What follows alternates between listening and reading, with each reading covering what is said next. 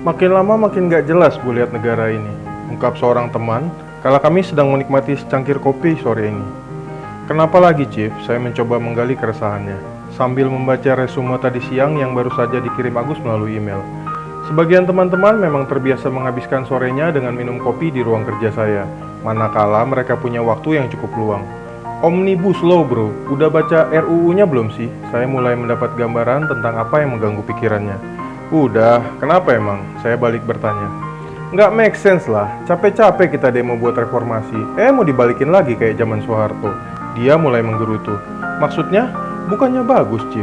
Kalau gua bilang sih nggak ada yang salah. Saya mencoba berkomentar. Itu kesalahan besar bro, lu paham kan? Power tends to corrupt, and absolute power corrupt absolutely. Kalau semua power ditumpuk di satu tangan, mau jadi apa negara ini? Thomas adalah kawan lama sejak kuliah dulu. Kami kos di tempat yang sama, dia kuliah di arsitektur Unpar dan sudah menjadi seorang pengusaha properti, meneruskan usaha keluarganya. Hubungan baik kami sempat terputus manakala dia pergi ke Jerman untuk pendidikan S2. Namun, 2 tahun belakangan dia meminta saya untuk menangani semua urusan hukum dan perizinan di perusahaannya. Semangatnya yang gigih dan strategi bisnisnya yang ciamik membuktikan bahwa dia bukan seorang CEO karbitan yang hanya karena anak sang pemilik. First, I wanna ask you, apa kalau undang-undang itu disahkan akan pengaruh sama perusahaan? Saya kembali balik bertanya. Well, enggak sih, menurut lo? Dia menjawab cepat.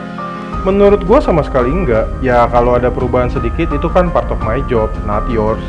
Iya sih, tapi gue tetap nggak setuju. Lo inget kan kita pernah panas-panasan demo demi untuk reformasi? Dia masih aja ngotot.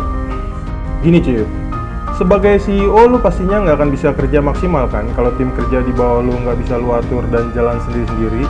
COO, CFO, CPO, dan para project manager bukan orang lo dan nggak loyal sama lo. Uang rembes kemana-mana, project nggak jalan, profit nggak jelas, laporan fiktif semua. Sementara modal ngalir terus, karyawan harus digaji, dan semua pertanggungjawaban ada di bahu lu. Nangis nggak lu? Marah nggak lu? Emosi nggak lu? Lah itulah Indonesia. Bangga sih, Presiden Republik Indonesia. Semua orang nunduk kalau jumpa dengan lu. Tapi faktanya lu nggak lebih dari boneka. Bukan karena lu bego, bukan karena lu lemah, tapi karena emang sistemnya dibuat begitu. Kewenangan lu cuma sampai sebatas kebijakan, himbauan, dan teguran. Sementara eksekusinya semua jalan sendiri-sendiri.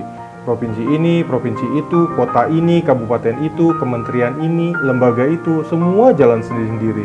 Paling kalau ditegur cuma manggut-manggut, ciptakan wacana, cari dukungan, bahas di media, seolah-olah presiden yang kelewatan.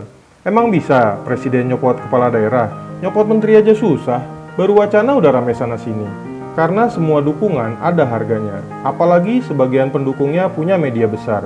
Mau disuruh nangkep koruptor aja ada barternya. Karena semua pejabat dari eselon 4 sampai yang di atas punya agenda sendiri, punya juragan sendiri, dan integritas cuma jadi omong kosong.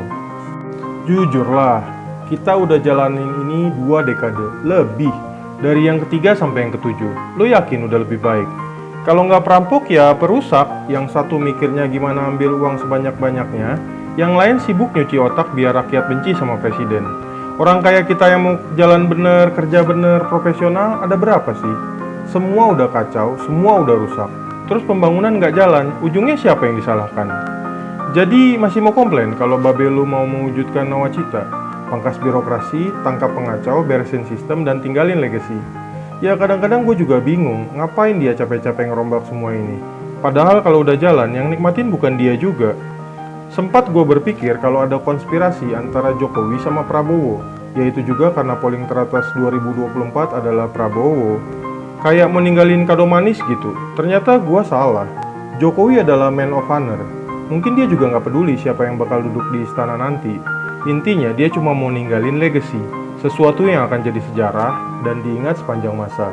Dia mau benerin sistem, bangun etos kerja, dan itu yang nggak pernah gue lihat dari pendahulunya. Kalau ada kurang-kurang ya doi kan masih manusia biasa. Terlihat Thomas mencoba menahan komentarnya dan saya lanjut menyelesaikan beberapa pekerjaan yang belum tuntas.